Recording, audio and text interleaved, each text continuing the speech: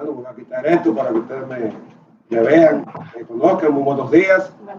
Dios bendiga a todos ustedes, tanto los que están presentes como los hermanos que están conectados a través de los medios electrónicos, especialmente por el canal YouTube, como el hermano anunció al principio. Una breve introducción. Para la mayoría de ustedes que no me conocen, mi nombre es Andrés Fulcar. Yo fui salvo a más o menos los 11 años de edad, y eso hace alrededor de 48 años, así que calcule usted mi edad, tiene toda la libertad. Soy miembro de la Iglesia Bautista Cristiana desde hace unos 22 años, aunque tuve 20 años en otra congregación. Por la gracia del Señor, ya tengo 32 años y medio casado con mi bella esposa que está presente. Ustedes no la van a ver porque no voy a mover no se puede mover la cámara de la laptop para que la vean. El Señor nos ha regalado 3 hijos, ya jóvenes adultos, una nieta de 1 año y mañana cumple 1 año y 5 meses. Y viene un nieto por ahí que debe tener alrededor de 4 meses y pico, en el mejor lugar del mundo que puede haber para cualquier ser humano, que es el vientre de su madre. Amén. Así que sin más preámbulo, hermano, quiero pedirles que abran sus Biblias y vayan conmigo al Evangelio según Juan, al capítulo 21. Vamos a leer los versículos del 1 al 14, el último capítulo del Evangelio de Juan.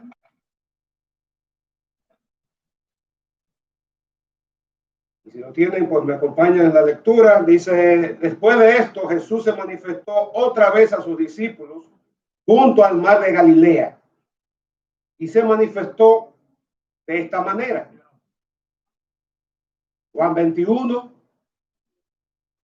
versículo 2, estoy ahora. Estaban juntos Simón Pedro, Tomás llamado el Dídimo, Natanael el de Caná de Galilea, los hijos de Zebedeo y otros 2 de sus discípulos.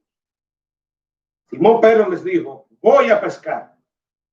Ellos le dijeron: vamos nosotros también contigo. Fueron y entraron en una barca, y aquella noche no pescaron nada. Cuando ya iba amaneciendo, se presentó Jesús en la playa, mas los discípulos no sabían que era Jesús. Y les dijo: hijitos, ¿tenéis algo de comer? Y le respondieron: no. Él les dijo: echad la red a la derecha de la barca y hallaréis. Entonces la echaron y ya no la podían sacar por la gran cantidad de peces. Entonces aquel discípulo a quien Jesús amaba dijo a Pedro: es el Señor. Simón Pedro, cuando oyó que era el Señor, se ciñó la ropa, porque se había despojado de ella, y se echó al mar. Y los otros discípulos vinieron con la barca arrastrando la red de peces. No distaban de tierra sino como 200 codos. Al descender a tierra vieron brasas puestas y un pez encima de ellas y pan. Jesús les dijo: traed de los peces que acabáis de pescar. Subió Simón Pedro y sacó la red a tierra llena de grandes peces, 153. Y aún siendo tantos, la red no se rompió. Le dijo Jesús: venid, comed. Y ninguno de los discípulos se atrevía a preguntarle: ¿tú quién eres? Sabiendo que era el Señor. Vino pues Jesús y tomó el pan y les dio, y asimismo del pecado. Esta es ya la tercera vez que Jesús se manifiesta a sus discípulos después de haber resucitado de los muertos. Y de esta narrativa quiero compartir con ustedes un mensaje que he titulado: el amor y el poder de Cristo para tiempos de incertidumbre.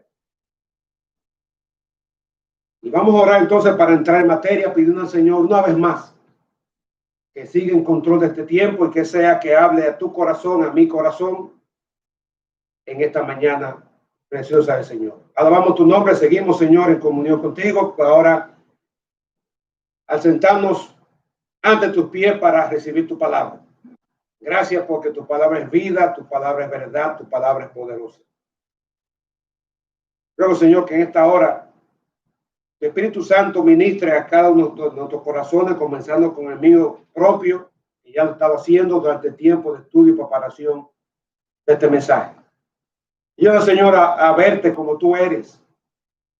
Muchos te veían como un gran maestro, como un libertador político o como un buen hombre.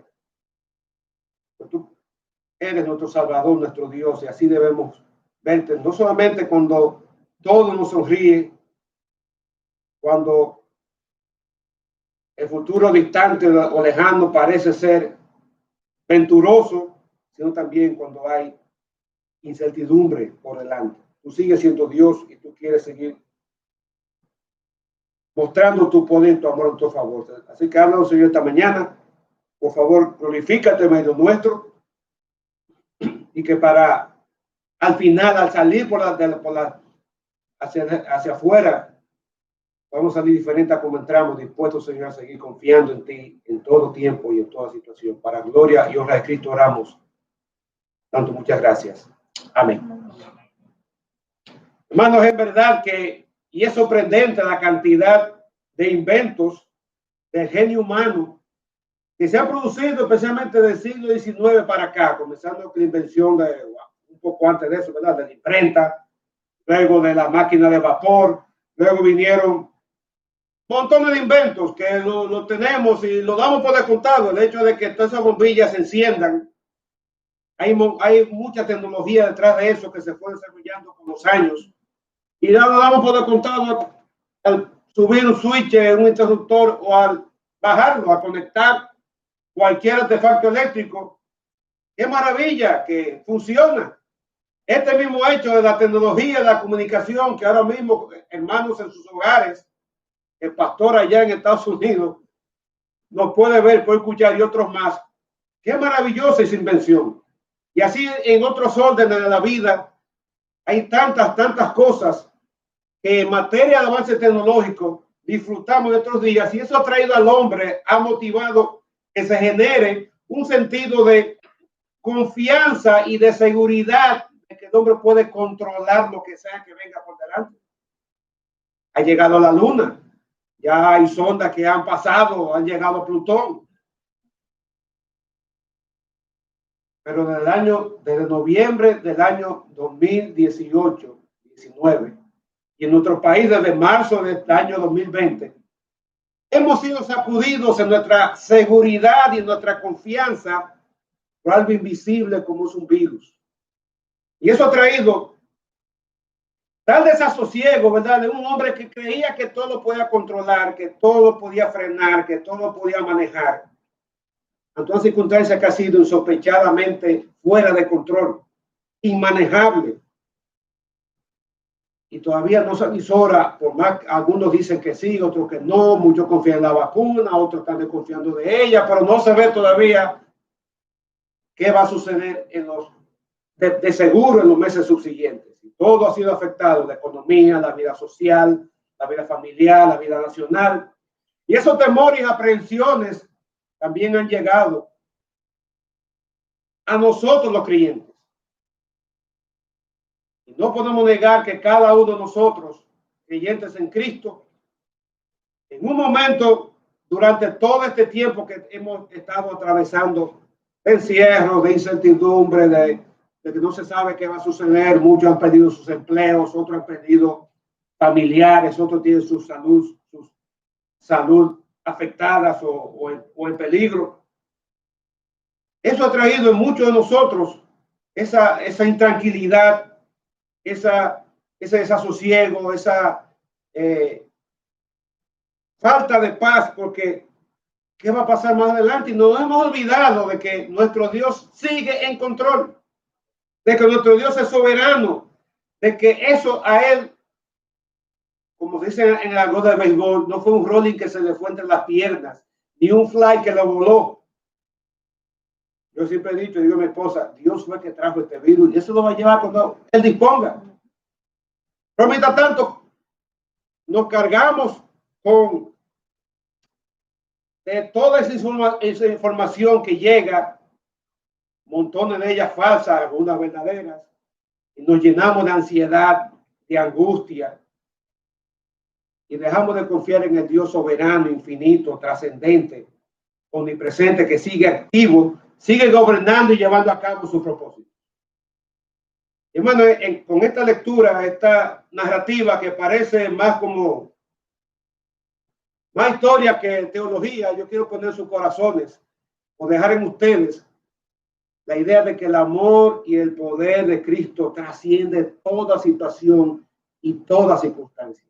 El amor y el poder de Cristo va más allá que el COVID-19, que los desastres que ha causado, ¿verdad? Todo lo que ha provocado la propagación y efecto de este virus, todo lo que ha causado en el orden internacional, nacional, económico, social, político, etcétera. Nuestro Señor trasciende toda situación y toda crisis, por tanto tú debes y tú puedes confiar en Él en tiempos de incertidumbre.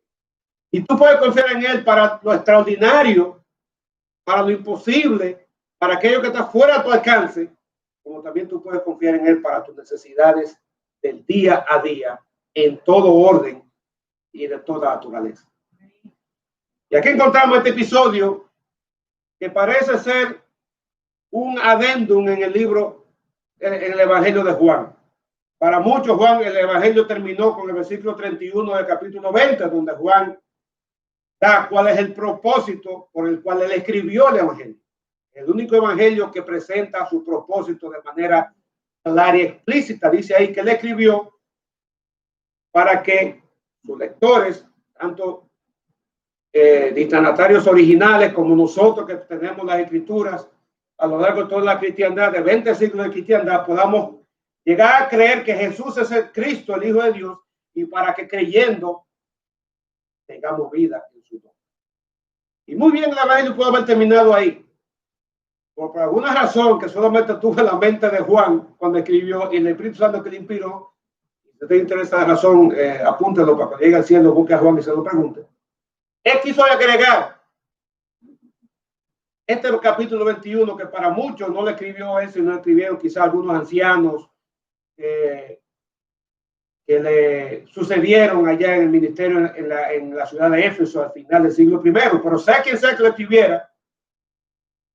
Hay varias narrativas aquí, pero nosotros vamos a concentrarnos en esta que está en el versículo 1 al 14.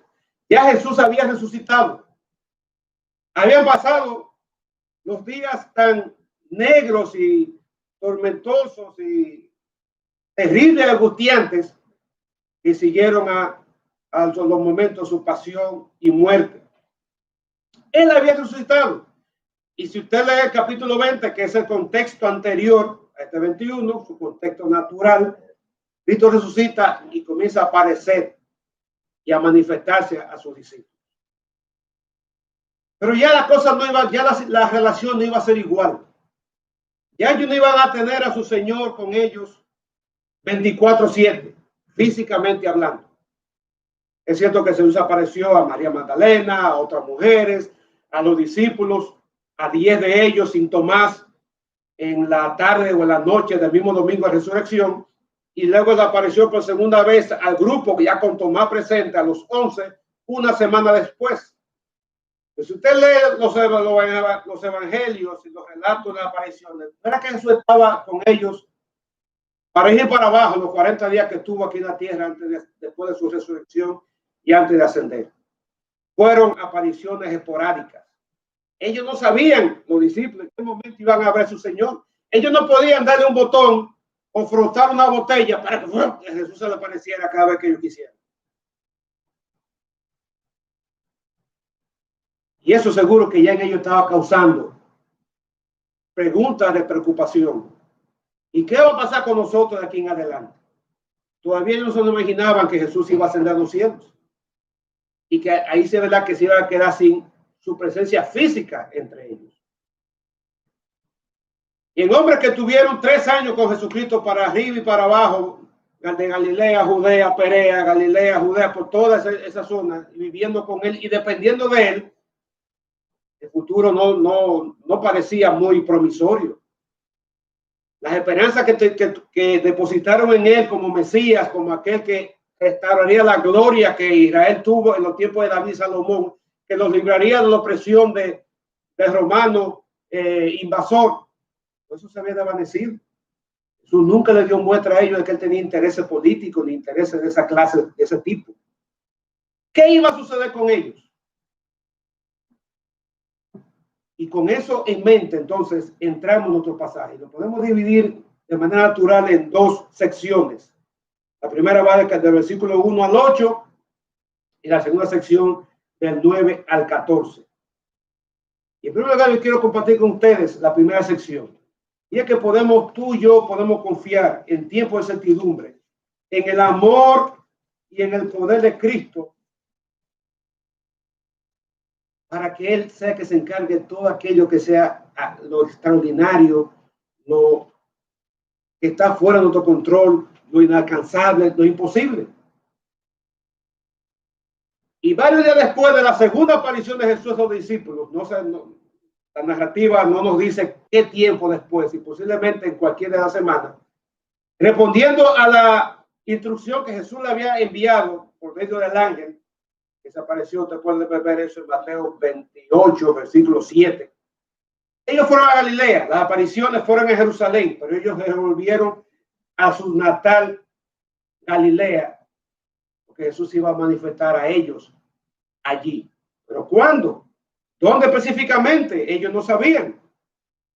Y encontramos entonces en nuestra primera sección los preparativos para esa nueva aparición de Jesús resucitado a estos discípulos. Dice que después de esto, versículo 1, después de qué? De los acontecimientos que se narran en el contexto inmediato del capítulo 20.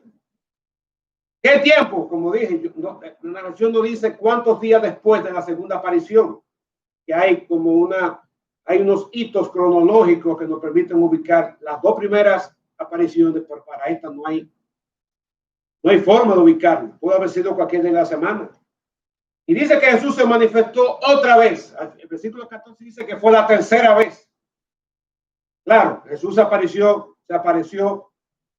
varias veces a varias personas, pero a los discípulos en sí, al grupo completo, esta va a ser la tercera vez. Y los discípulos, como dije, habían viajado a Galilea, estaban a orillas del mar de Tiberias, que es el mismo mar de Galilea, lugar de oficio, de ocupación, el entorno en el cual quizás se criaron algunos de ellos, especialmente las dos parejas de hermanos, que eran pescadores de oficio. Y dice que Jesús se manifestó de la siguiente manera.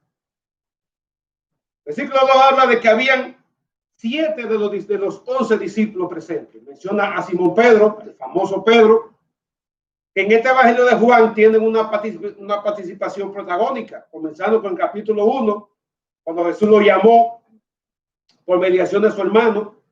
Luego en el capítulo 6, al final, vemos el testimonio de Pedro, cuando Jesús, después de que se la puso bien dura a muchos de sus seguidores, la mayoría de ellos que le andaban detrás para que Jesús los alimentara, Jesús se la puso bien dura y muchos se apartaron y se fueron. Y Jesús se vuelve a los discípulos y dice: ustedes vayan, hagan lo mismo, váyanse. Y Pedro le dice: Señor, ¿a quién iremos? ¿A quién? Solamente tú tienes palabra en vida eterna. Ese mismo Pedro lo encontramos en el capítulo 13, en el marco de la última cena, donde Jesús, para, digamos, sofocar un conato de incendio, de contienda entre los discípulos con respecto a quién es el mayor entre ellos, Jesús dice que se para del cenáculo, toma un lebrillo, le echa agua, se pone una toalla o algo para secar y comienza a lavar los pies a cada uno de los discípulos.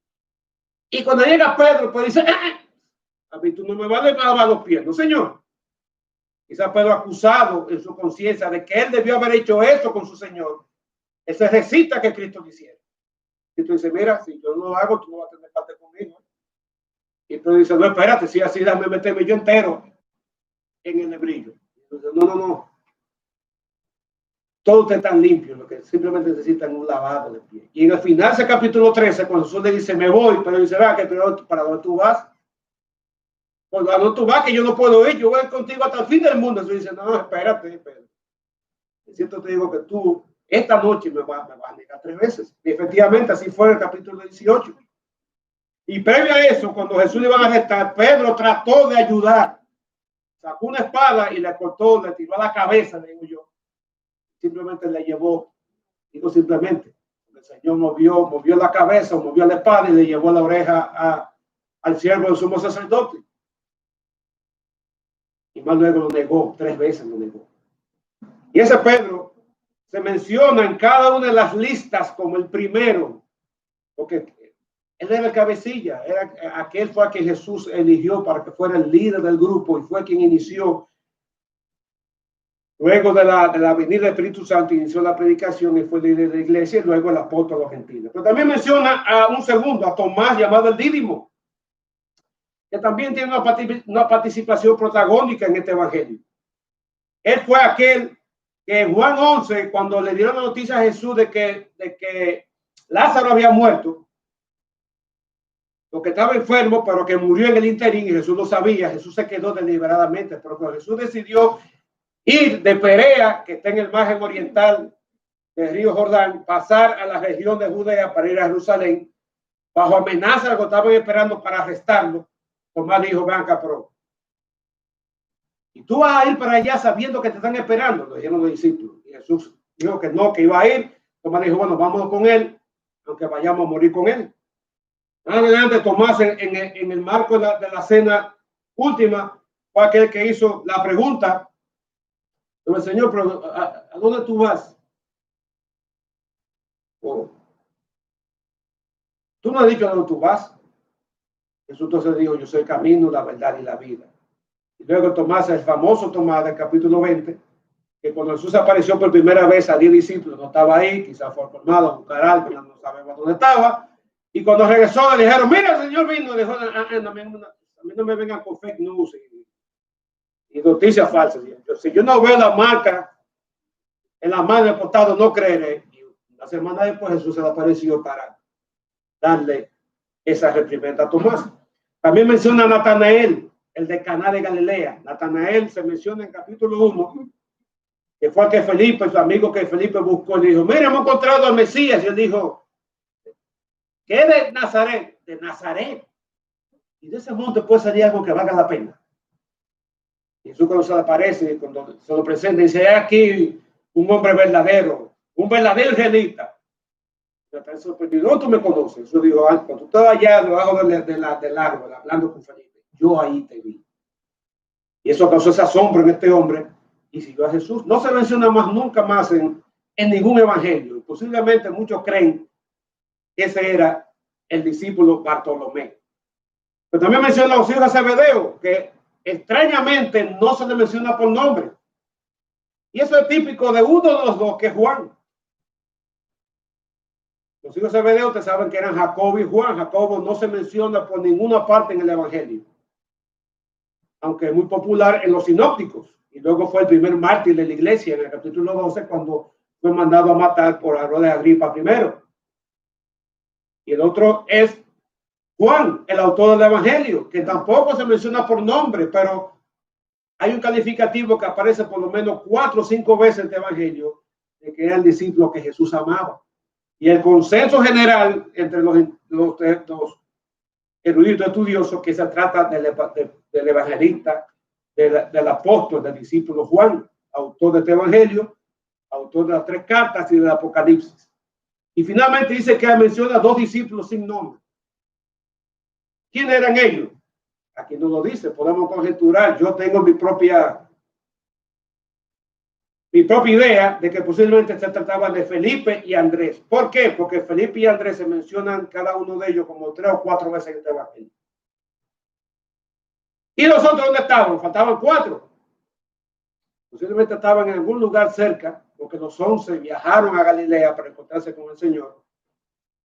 Pero este grupo de 7, dice el versículo 3, que Pedro le propone algo, les propone, o le dice que él va a pescar. Puede ser una afirmación de que él iba a hacer algo, independientemente de lo que ellos estaban tramando hacer o sus planes. O pudo haber sido una invitación que le hiciera. Aparentemente ellos tomaron como una invitación, porque los otros 6 se animaron a ir con él. Y yo pregunto: ¿por qué? ¿Qué motivo tuvo Pedro para ir a pescar? No se supone que ellos estaban esperando a Jesús, tranquilo allí, a la expectativa, a la espera de su manifestación. Yo pienso que quizás algo de ocio querían ellos matar, por decirlo así, o aprovechar, o quizás necesitaban algo de dinero. Y como pescador profesional, Pedro sabía que podía lograr una buena pesca esa noche. Estaban los hijos de Zebedeo y posiblemente Andrés, 4 pescadores profesionales, pero obviamente tenían como 3 años que no la ejercían. Y tal vez necesitaban algo para, porque algunos de ellos tenían familia. Recuerden que Pedro tenía una suegra, y si tenía suegra, tenía una esposa. Y yo sé que tenía hijos, no sabemos la conformación familiar de los otros discípulos. Pero sea cual sea la razón, ellos decidieron hacer algo y hacer algo por cuenta de ellos. El pasaje no dice si consultaron con el Señor. No podemos decir que fue una decisión carnal. No podemos decir que fue una decisión incorrecta.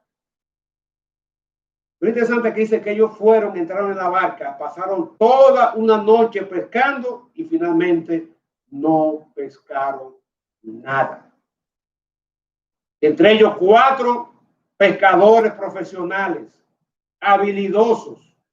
Yo no sé cuánto de su destreza ellos habían perdido durante el tiempo que anduvieron con Jesús y que no estuvieron pescando. Yo no sé si fue providencial, posiblemente, que no hallaran pesca. Yo veo aquí a unos hombres que emprendieron un proyecto contando con su habilidad, contando con lo natural que se suponía que iba a ser el resultado, pero al final no pescaron nada. Algo similar pasó 2 años y pico atrás. Usted puede ver el capítulo 5 del Evangelio de Lucas. Algo similar. Una noche en alta mar, en el mismo mar de Galilea, una pesca, una jornada infructuosa, nada de pesca, y tenían que venir en la madrugada, ¿verdad? Con la frustración, con el desaliento, con el desánimo de una jornada sin resultados. Y aunque esto no fue hecho en el ámbito de un ejercicio profesional, un ejercicio propio de su negocio, pero imagínense la frustración, el desaliento que pudo haber habido en estos hombres por el hecho de que no pescaron nada. Pero dice el versículo 4 que cuando estaba amaneciendo, cuando estaba al comenzar el nuevo día, ¿verdad? Jesús se presentó en la playa. Quizás ellos esperaban que Jesús apareciera tal vez en la misma barca. Quizás algunos de ellos tenían el anhelo de que Jesús apareciera caminando, como una vez sucedió. Jesús pudo haberse aparecido antes que ellos embarcaran, cuando ellos estaban preparando en el lugar donde estaban planificando la pesca. Jesús no apareció como ellos querían, sino a la manera de él. Y lo hizo de una manera muy subrepticia, muy sutil. Dice que ellos no reconocieron que era Jesús. Algunos de ellos bregando por prepararse para devolverse a la orilla, vieron a lo lejos, no muy lejos, esa figura que estaba en la playa. No tenía la menor idea de qué se tratara. Y de pronto le oyen que les habla y les dirige a ellos con un término cariñoso. Le llama hijitos. En el original la idea es, hey muchachos, hey jóvenes. Y le pregunta, ¿tenéis algo de comer? Le pregunta como que ignoraba el drama que estaba sucediendo o lo que había sucedido a esos 7 hombres en alta mar. Le pregunta, ¿ustedes tienen algo de comer? ¿Pescaron algo que les sirva para preparar algo para acá cuando ustedes embarquen? Y la respuesta que les dio, y eso la sabía, fue una respuesta negativa. Una respuesta para que yo entiendo que estaba cargada de esa frustración, de ese desaliento, de ese desánimo por la jornada infructuosa. Entonces, de pronto reciben de este extraño Este desconocido recibe una orden insólita, una orden descabellada, una orden como que no tiene sentido. ¿Quién es este individuo para darle esta orden a 4 pescadores profesionales? ¿De dónde sale este hombre para decirle que antes de regresar a la orilla hicieran un último intento, hicieran una última acción? Les ordena, les encomienda, les sugiere que echen la red a la derecha de la barca. ¿Por qué no fue a la izquierda? Yo no sé. Pero eso les ordena que hagan una nueva acción similar a lo que habían hecho durante toda la noche, con la promesa de que ellos iban a hallar. Echen la red a la derecha de la barca y hallaréis. Yo me pregunto, ¿qué pasó por la mente de estos hombres cuando oyen esta instrucción? ¿Acaso uno dirá, ven acá, Pedro, tú no le haces caso a este individuo? ¿Quién es ese individuo para decirte a ti?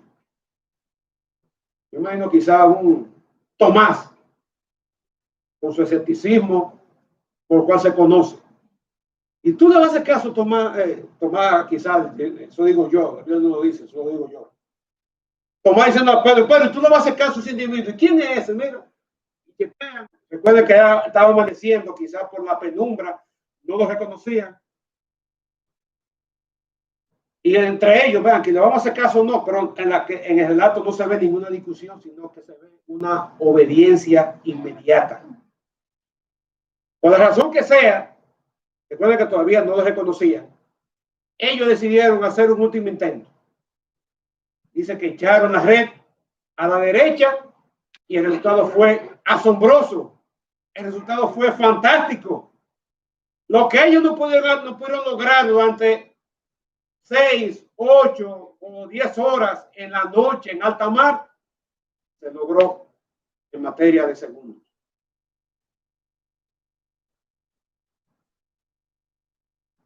Echaron la red y ya no la podían sacar por la gran cantidad de peces que habían llegado. Y el Señor Jesús, como soberano que es, como amo de la creación, de alguna manera ordenó a ese grupo de peces que vinieran de un lugar donde ya estaban por naturaleza y llegaran a ese lugar y se metieran en esa red.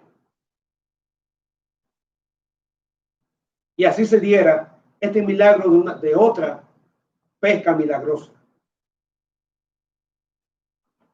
Y de nuevo, estos cuatro experimentados pescadores, nosotros 3 que la acompañamos, ¿por qué hicieron caso? No sabemos. Pero sí yo veo aquí cómo el Señor Jesucristo les hizo ver a ellos su impotencia, su incapacidad. Les hizo ver la insuficiencia de ellos como hombres para lograr lo que ellos se proponían hacer, pero que no habían podido haberlo alcanzado. Y cuando ellos depusieron cualquier intento de el ego, de que su carnalidad se impusiera, y se dieron cuenta y reconocieran su total incapacidad e incompetencia y obedecieron a este extraño, el resultado fue maravilloso. Y eso nos pasa a ti y a mí con muchísima frecuencia. Y más cuando se trata de esta época de incertidumbre que estamos viviendo. Tú y yo no tenemos ningún control.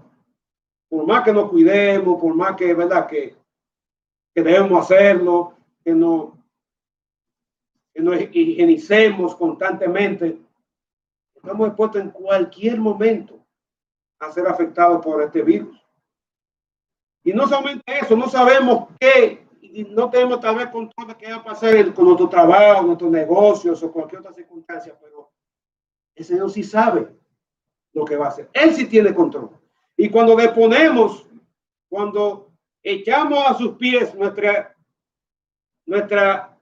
autosuficiencia y reconocemos nuestra incapacidad y lo dejamos actuar, Él está dispuesto a mostrar su amor y su poder en tu vida y en mi vida, realizando aquello que para ti y para mí es imposible aquello que para ti y para mí es improbable, es inalcanzable.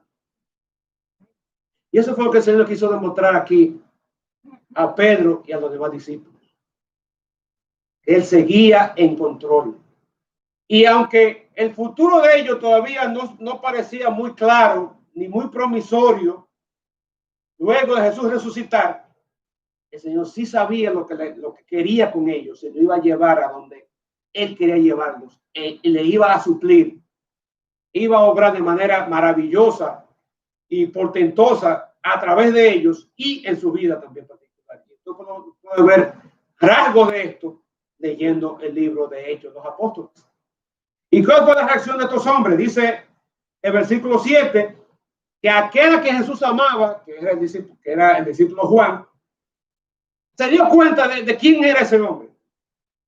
Inmediatamente ante el resultado, el primero que reaccionó fue Juan. Y un comentarista que dice, comparando a Juan con Pedro, que Juan era el que pensaba y después actuaba, y Pedro era el que actuaba y después pensaba. Y eso se ve, por ejemplo, en el capítulo 20, que cuando María le dijo, la tumba está vacía, se llevaron al Señor y arrancaron los dos para la tumba. Y como Juan era más joven, más ágil, llegó primero. Juan llegó, vio y se detuvo. Creyó inmediatamente. No, pero Pedro llegó y le fallaron los frenos y se metió de cabeza en la tumba. Vio los lienzos y ahí fue que creyó. Juan no tuvo ni siquiera que entrar, él vio y lo que vio lo convenció. Esa tumba está vacía. No, a él no se lo robaron. Algo pasó aquí. Pero tuvo que llegar y meterse y casi darse un vejigazo y desordenar lo que había quedado ordenado. ¿Y cuál fue la reacción de Simón Pedro cuando oyó eso?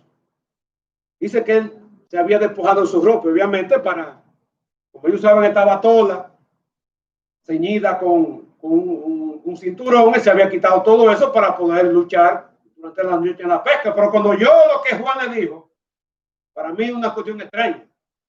Es como que usted está en una barca y, ¿verdad?, está solamente con su traje de baño y le dice, mira tal cosa, en todo caso que se pone la camisa, se pone los zapatos y se tira al agua. Está como que es extraño eso. Bueno, eso fue lo que hizo Pedro. Él quería llegar inmediatamente a donde estaba Jesús. Él dejó a los otros 6 que lucharan con la red, etcétera, y estos finalmente llegaron a la orilla arrastrando la red, que dice que no estaba muy lejos de la orilla. Apenas estaban a 90 codos. 90 codos son, perdón, 200 codos son alrededor de 90 metros. Yo creo que la distancia que hay más o menos de aquí a la entrada del barrio, más o menos, quizá un poquito menos. Pero el punto, hermano, es que aquí el Señor le mostró su poder y su soberanía para suplirle milagrosamente aquello lo que ellos no habían podido obtener. Y a ti, a mí, nos muestra una vez más que Él, su poder y su amor, está a nuestra disposición para lograr por nosotros lo que tú y yo no podemos poder lograr, porque sigue en control y sigue en dominio aún en estos momentos de incertidumbre. Yo te pregunto, ¿en qué medida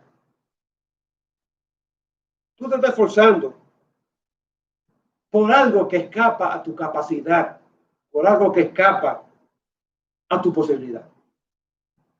¿Cuánto ahora mismo tú te estás esforzando detrás de algo que a todas luces tú no tienes la habilidad para lograr cambios?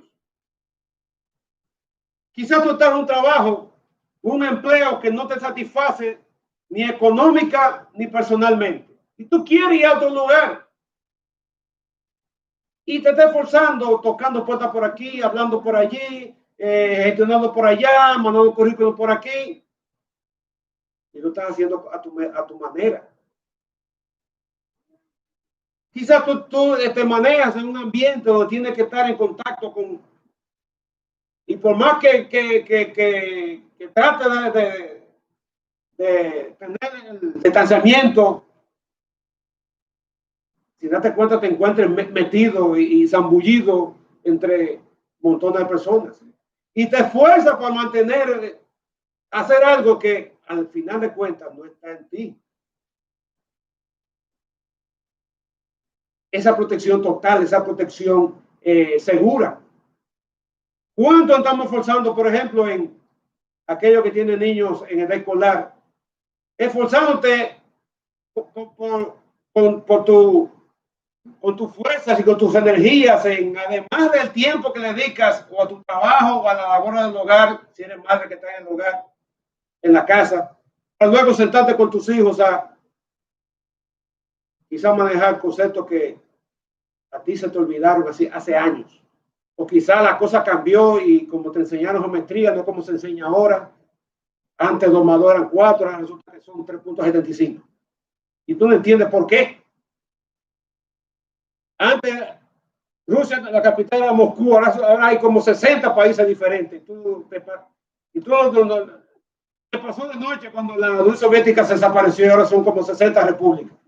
Y hay que embotellarse la capital y los nombres de cada uno, que son heredadizos. O antes antes la anatomía era sencilla. Era cabeza, tronco y extremidades. Ahora no, ahora hay que aprenderse como si fuera clase de anatomía universitaria. Y te está esforzando, pero te está esforzando por hacer algo que para ti es imposible, es inalcanzable. ¿Cuánto te estás tratando de lograr algo que escapa a tu posibilidad? ¿Cuánto te estás confiando en tu sapiencia o en tu suficiencia para enfrentar la incertidumbre que se avecina? ¿Cuándo se va a acabar este encierro, este toque de queda, este peligro, esta situación que está sobre todo nosotros? ¿Cuándo se va a acabar? No sabemos, pero ¿cuánto estamos esforzándonos para en nuestra sapiencia y suficiencia enfrentar esta incertidumbre? Ya está, porque parece que cada vez está poniéndose de moda, está calando en la opinión pública a través de las redes el tema de que la gente está cansada de la mascarilla, está cansada del toque de queda. ¿En qué medida tú te vas a adherir a ese movimiento, a ese esquema de pensamiento, a ese intento de insubordinación, entre comillas, como parte de una sapiencia o autosuficiencia para enfrentar algo que se escapa a tu mano y que se escapa de tu dominio? ¿Cuán frustrado quizás tú te sientes porque todavía no ves luz al final del túnel de estos días difíciles? Yo te pregunto, o el Señor te pregunta a ti y me pregunta a mí en esta hora, ¿estamos dispuestos a someternos voluntariamente a Él, a deponer esa suficiencia, a echar a sus pies nuestra autosapiencia, obedecer sus mandatos, aunque parezcan inverosímiles, aunque parezcan inauditos o fuera de tino? Estamos dispuestos a crear su promesa, como les prometió a ellos: tiren la red y hallaréis. Estamos dispuestos a crear sus promesas y permitirle obrar en nuestra vida cosas que por ti y por mí no podemos lograr. Estamos dispuestos a obedecer a su palabra, aunque nos parezca descabelladas o inauditas o fuera de temporada ante los avances de la tecnología. Estamos dispuestos a confiar en Él. Más puntual, ¿en quién vamos a poner nuestra confianza? ¿En la vacuna que viene en marzo o en el Señor que es el que controla y que tiene el dominio y que tiene todo el poder? Entonces, hermano, yo te animo de nuevo por su palabra y por este ejemplo que hemos visto hasta aquí, de que tú puedes confiar en el poder y el amor maravilloso de Jesús para dejar en sus manos todo aquello que es extraordinario, todo aquello que es inalcanzable para ti y para mí en estos días de incertidumbre. Eso demostró a los discípulos en aquella ocasión. A ti y a mí nos lo ha mostrado en múltiples ocasiones a lo largo, en el caso mío, de mis 48 años en el Evangelio, y a ti en 20, los 5, 10, 20, 30, el tiempo que tiene el Evangelio. Y el mismo Dios que obró en el Antiguo Testamento, aquí en los Evangelios y a lo largo de tu vida, lo va a seguir haciendo en los días incertidumbre o de certidumbre que se avecina. Y en segundo lugar, a partir del versículo 9, quiero mostrarle que ante día de temor y desasosiego podemos confiar en el amor y el poder de Jesús para que Él supla toda necesidad cotidiana y toda necesidad del día a día. Y luego del milagro efectuado, los discípulos desembarcan, traen los peces con él y encuentran que Jesús le tiene algo preparado. Y no solamente le tiene algo físico preparado, sino le tiene también para ellos una oportunidad de compartir y de interactuar.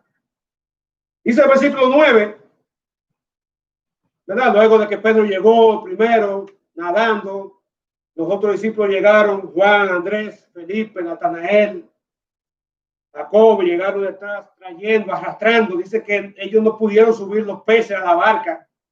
Quizá la barca no tenía el tamaño para soportar esa cantidad de peces y por lo seca que estaba en la orilla, simplemente llegaron trayendo, arrastrando la red.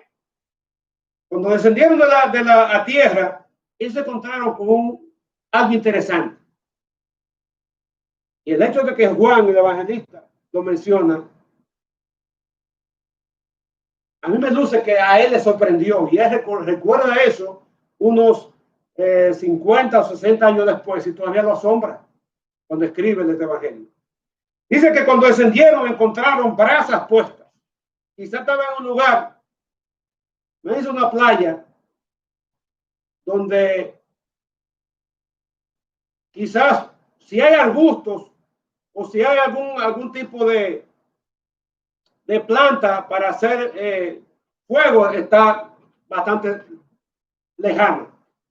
Una playa una playa tal vez inhóspita, sea despoblada o deforestada. Y ellos encuentran que este hombre los esperaba, que ya sabían que era Jesús, los esperaba con brasas, o sea, con un fuego, una fogata. Y en esa fogata había un pez que se estaba asando. Y también vieron pan. Y la pregunta es, ¿de dónde salió esa fogata? ¿De dónde salió ese pez que se estaba si ellos apenas estaban trayendo peces, ¿verdad? En la red. ¿De dónde salió ese pez que se estaba asando? ¿Y de dónde salió ese pan? Bueno, pues quizás con esa pregunta en mente, entonces ellos descienden y Jesús les da una instrucción. Y Jesús se dirige a ellos y les dice que traigan de los peces que ellos acababan de pescar. Tal vez en la mente de ellos, recuerden que eran 7 hombres más Jesús, son 8, tal vez los otros 4 habían llegado, posiblemente estaban ahí, y un pez no iba a dar para alimentar a 8 hombres. Yo no sé el tamaño del pez que estaba asando, pero uno no iba a dar para tantos. Jesús le dice, traigan de los peces que acabé de pescar. Y aparentemente la orden fue dirigida a Pedro, porque dice el versículo 11 que Pedro subió a la barca, recuerde que había llegado primero, los otros, sus compañeros llegaron detrás, él no tenía quizás idea, no tenía una visión de la dimensión del milagro efectuado, y dice que la red, cuando trajeron a tierra, reveló que estaba llena de grandes peces, no eran guppies ni tilapia chiquita, ni guppies, ¿cómo llamamos nosotros? Goldfish y cosas por el estilo. Parece que eran unos buenos peces de buen tamaño, tanto para saciar el apetito y el hambre de cualquier hombre, como para producir un buen dinerito si se vendía en el mercado local. Y Juan recuerda la cantidad exacta. Interesante, unos 60 años después, cuando Juan recuerda, quizás el Espíritu Santo trajo eso a su mente. Juan lo tenía apuntado por algún sitio en algún registro cerebral. Eran 153 unidades de peces de buen tamaño. Hay un montón de conjeturas de qué significan esos 153. Yo no voy a mencionar ninguna de ellas, porque no le encuentro sentido. Simplemente Juan recordó. Y además de eso, da otro detalle, dice que aunque eran tantos, la red no se rompió. Yo entiendo que Jesús mandó a ellos que contaran para que ellos ya, pasado, ¿verdad?, el shock, la impresión inicial del milagro, ya con una mente relajada, ellos se dieron cuenta de la magnitud del milagro que se había efectuado frente a sus narices. Se dan cuenta de el portento que el Señor había hecho entre ellos. Y luego los invita a comer, los invita a desayunar. Y es interesante que Jesús no le dijo, como hemos dicho, es interesante que no se ve que ellos trajeran de esos peces para que fueran puestos a ser asados en las brasas que estaban allí. Yo no sé cómo esa gente hacían. Yo, como que en la capital, no tengo mucha idea de cómo funciona esto, ¿verdad? Tiene que quitarle las escamas. Yo no sé si le pondrán algún sazoncito, si le pondrán algún limoncito antes de ponerle fuego. Yo no sé. Yo creo aquí que Jesús no necesitó de ninguno de esos 153 peces que ellos habían pescado, sino que le invitó a comer. Y dice el versículo 13 que Jesús tomó el pan y les dio, y así también del pescado. Dice que tomó el pan, un solo pan, y que tomó así mismo del pescado, no de los pescados. Yo sé si usted está de acuerdo conmigo, pues yo veo aquí otro milagro de multiplicación de pan y peces. Yo veo que Jesús, el mismo Dios soberano, que tomó aquellos pocos panes y pocos peces y los multiplicó para alimentar 5,000 hombres, sin incluir mujeres y niños, que para mí ahí tiene que haber entre 15 y 25,000 personas, y que luego hizo lo mismo para alimentar a 4,000. El mismo Dios que hace ese macro milagro, aquí hace un micro milagro de un pan y de un pez alimentar quizás a 7 hombres y tal vez a los otros 4 también que posiblemente se habían unido al grupo. Y era para un simple desayuno. Era para una actividad del diario vivir. No era el milagro portentoso acabado de realizar minutos atrás en algo que ellos no podían hacer nada, que ya se había manifestado la impotencia y la capacidad de ellos porque no había pecado nada, y Jesús hizo ese milagro portentoso, macroscópicamente hablando, sino que también en algo sencillo, cotidiano. Jesús le demostró que él también tenía el poder y la capacidad de proveerles en eso que era del día a día. Pero falta algo más. Dice el versículo 12 que ninguno de ellos se atrevía a preguntarle quién era.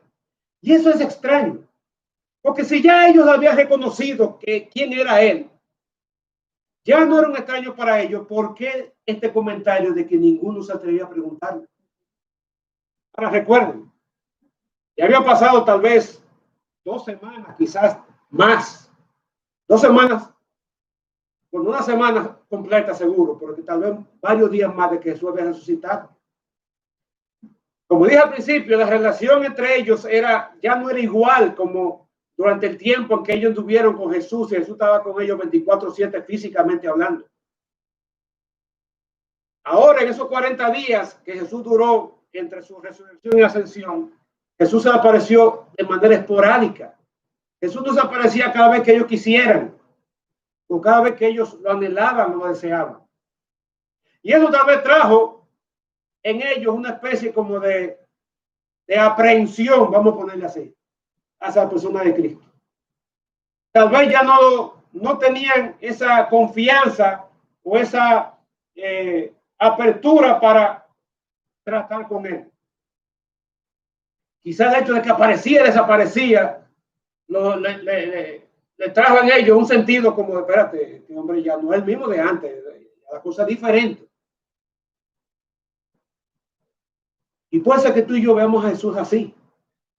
Puede ser que en esta situación que estamos viviendo sintamos que Jesús está como muy distante, como que está ocupado luchando con los problemas allá en el Capitolio en Estados Unidos y tratando de frenar a Trump y compañía por así, como que porque no tiene tiempo para mí y para mis situaciones que ante su poder y su envergadura son insignificantes. Seamos sinceros, yo pienso eso a veces. Que quizás mis necesidades emocionales son como tan poca cosa como para que el Dios de gloria se ocupe de eso. Pero Jesús quiere demostrarle a ellos y a ti y a mí que él aún ese tipo de situaciones está dispuesto a proveerla. Y ante la aprehensión o ante quizá el temor que había los discípulos de acercarse, Jesús le dice, vengan, acérquense, vengan a comer. Y en la cultura judía, la invitación a comer no era simplemente sentarse y degustar algo, comerse y cada uno se vaya por ahí. Era una actividad de compañerismo, una actividad de interacción, una actividad en que se iba a dar o se iban a estrechar los lazos de amistad y los lazos de amor entre las partes involucradas. Y eso me enseña a mí, y quiero compartir con ustedes, que el Señor está dispuesto en el día a día, en su amor y en su misericordia y en su soberanía y poder. Él está dispuesto no solamente a proveernos aquello que es imposible o que es difícil o que es inalcanzable bajo nuestras sapiensas y nuestras fuerzas, que son limitadas, sino que está dispuesto a proveer el día a día, tanto lo físico como proveer para nuestras necesidades emocionales, espirituales, nuestras necesidades en todo orden. Y nuestro Señor tiene el poder para hacerlo. Y así como de nuevo, como hizo esos dos milagros portentosos de tomar pocos peces y pocos panes y alimentar a miles, también está dispuesto a suplir el día a día en tu vida y en mi vida, en todo orden, en medio de esta situación de incertidumbre que estamos viviendo. Yo te pregunto, hermano, ¿te sientes tentado a veces o en estos días de incertidumbre a desconfiar o dudar del amor y el cuidado del Señor? Piensa allí en tu interior y, como dice un autor, sé brutalmente sincero contigo mismo. ¿No nos encontramos a veces dudando de que el Señor me va a cuidar en tal o cual aspecto? Miren, estos días yo estaba pensando, porque el COVID está picando cerca de mi familia. Ya yo tengo el vecino de al lado, están todos cogidos. El familiar vecino del frente, tengo entendido que ya muchos cogidos. Un cuñado y dos de sus hijos, bueno, también cogieron. Está picando cerca. Yo me estaba preguntando, ¿y qué va a pasar? ¿Y cómo yo me voy a hacer si me da ese asunto? ¿Hasta dónde me va a afectar? Y yo no voy a decir que yo soy muy fuerte ni muy sabio. Yo no sé, a mí, para ser sincero, a mí no me ha preocupado mucho investigar sobre este tema de quizás ha sido negligencia mía, no sé. Pero yo me pregunto, ¿estarán esos pensamientos de desconfianza o de duda del amor y cuidado del Señor cuando me llegue, si es que me va a llegar? Pienso tal vez que si me llega, Él no va a suplir para mis necesidades cotidianas y regulares. ¿Hasta dónde me llega? ¿Hasta dónde me dará? ¿Habrá necesidad de llevarme a un respirador de esto o entubarme? Yo no sé. Son cosas que me llegan,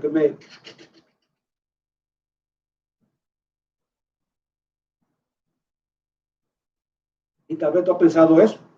Yo no sé. Yo lo abro en mi corazón y a mí me ha llegado eso. ¿Y qué va a suceder?